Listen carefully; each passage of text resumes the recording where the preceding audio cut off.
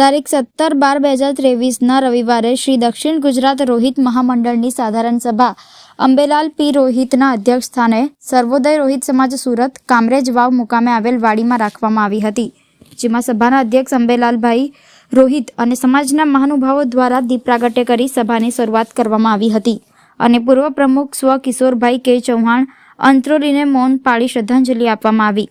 સભામાં દક્ષિણ ગુજરાત રોહિત મહામંડળના મંત્રી મહેન્દ્રભાઈ ચૌહાણે સમાજના પધારેલા મહાનુભાવો અને સમાજ બંધુઓને આવકારી આજ પર્યંતમ સમાજના હિતાર્થે કરેલા કાર્યોની વિગતવાર માહિતી આપી હતી।